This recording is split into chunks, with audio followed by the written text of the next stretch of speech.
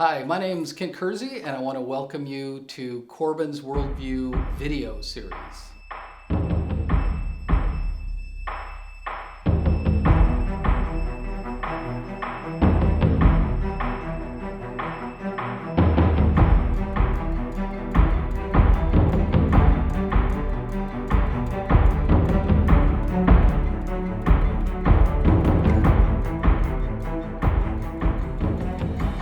Today's conversation is with Jen Kleiber, who teaches in our education department, and she's passionate about helping students understand that a Christian worldview can motivate them to bring the love of Jesus and the healing and redemption of Jesus into whatever classroom they might be teaching in, even if it's a secular classroom.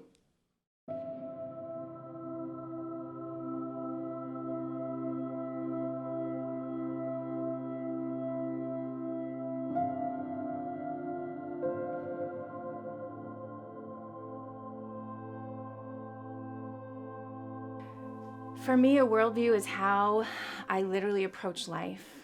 If my biblical worldview sits around the fact that I believe I'm a child of God, that I believe that Jesus rose again, that he died for my sins, then everything I do in life is filtered through that. If I sit and believe within my soul that we're all created in the image of God, then I have to approach everybody I meet with that in mind. There's a sadness within me when I hear students they articulate that they feel they can't become an educator in a public school if they're a Christian, because they're concerned about how their own biblical worldview might not mesh with the values of a public school.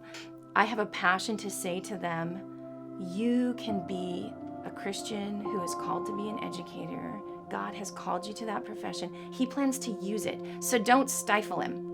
Let him go and just say, God, I'm ready to do whatever. Our whole point at Corbin is how we use and balance our biblical worldview with this profession that students feel are being called to in education. So we talk about it through the content. How do we view the content through a biblical worldview? If I'm teaching science to elementary school students in a public school setting, I obviously cannot sit and talk about creation, but I can plant seeds of wonder about how all of these things happened.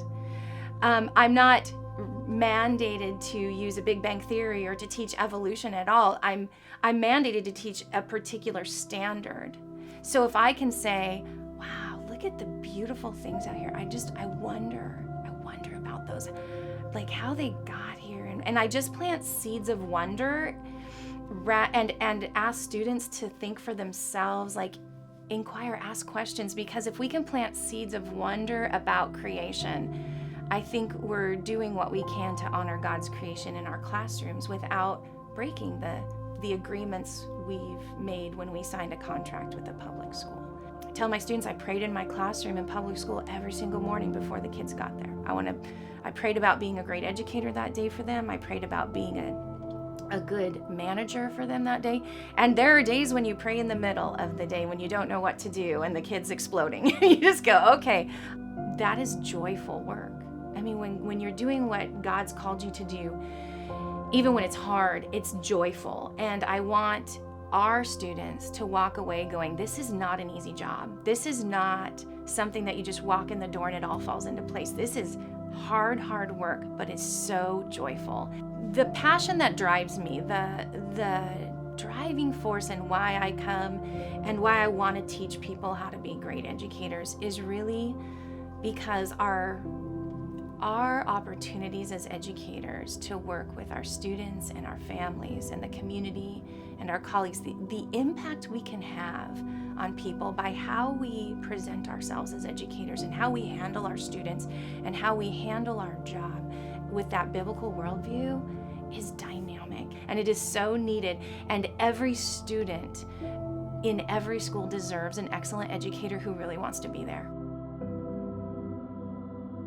A lot of these kids have gone through a lot, and a lot of them haven't, which is awesome for them. But like for the kids that have gone through a lot, they don't have that someone to really love and care for them. Like the student that I see for 2 hours, he has a hard home life and he doesn't get the attention and the love and the care that he really want. So I'm able to just show that to him, be able to be a light to him, and be able to just really show the love of Christ. And that's how I know that God's using me in that moment with him. Like, Corbin was my dream school. And if money was going to be the thing that stopped me, I was going to be crushed, because that tends to be a problem for a lot of like 18-year-olds or whatever reaching their goal. So like whatever scholarships I got, somebody invested in me so that I can do what God has called me to do, what I'm supposed to be doing, my purpose. You're investing in my purpose, basically, my mission in life.